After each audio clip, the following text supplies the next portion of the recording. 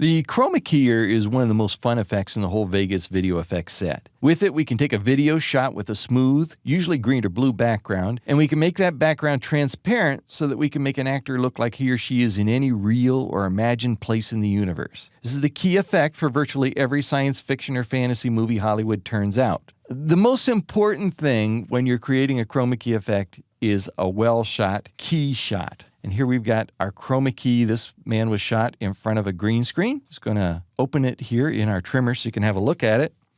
And you can see this is very nice. Notice the background, the green screen, very, very smooth. And notice that the actor in the foreground is well lit. There are no shadows, there are no wrinkles, there are no hot spots on the background. So the smoother and the more even the color of the background, the better. Now, it doesn't matter whether you use green or blue. Blue was the original color that was used to create chroma key. It fell out of favor as people started wearing more blue clothes. But you can use blue, you can use green, you can use virtually any color to create a chroma key effect. So what we're going to need are two things to create our effect. One is that we're going to need a good, well-shot key shot, which we have here, and then we're going to need a new background. Now, in my particular case, I'm using a still photo for a background. You could also use, certainly, live video, and you see that used a lot on television programs and movies, right?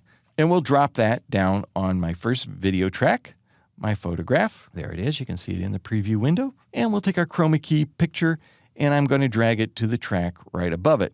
If when you place the chroma key clip on your timeline, your video or your photo that's on the lower video track moves aside, it may be because you have your auto ripple turned on. Turn it off right now so that you can add these two clips one above the other. And then I'm going to take the event that's on the lower track. I'm just going to expand it. Now, it's because it's a photo, I could do that. If this were a video, of course, you'd have to make sure that you actually had enough video to serve as the background for your key clip.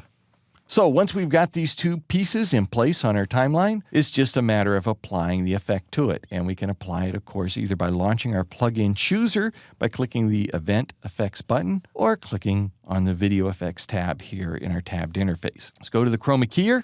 There it is. And you can see that they have some that are preset to certain colors. As we know with any preset, it doesn't matter what you choose. You can select it, or you can select the preset once you've placed it on the timeline. Now, right now it's set to default. I'm going to set it to green screen.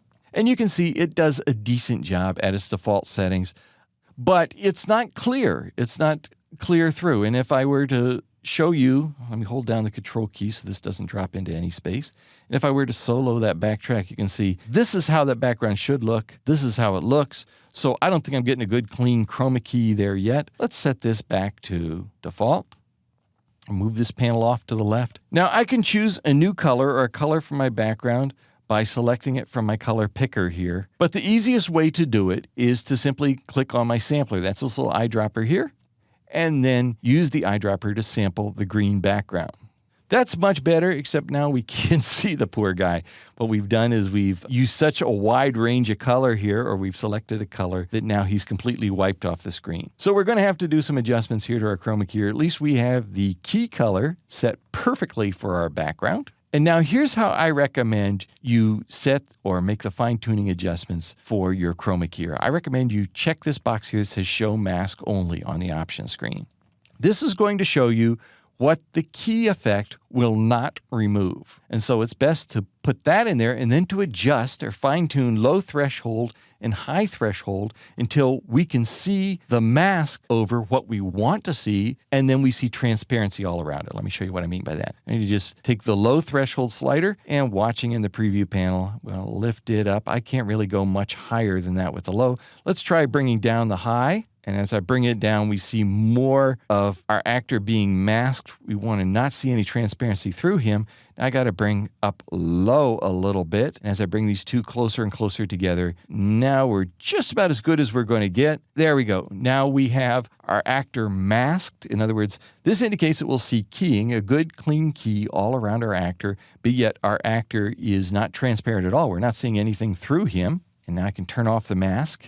And I can do just some fine tuning. Maybe what I'll do is just put a very fine blur, not too much, just enough so that he looks natural in front of the background. And I think we've got a pretty good key effect. Let's play it on the timeline.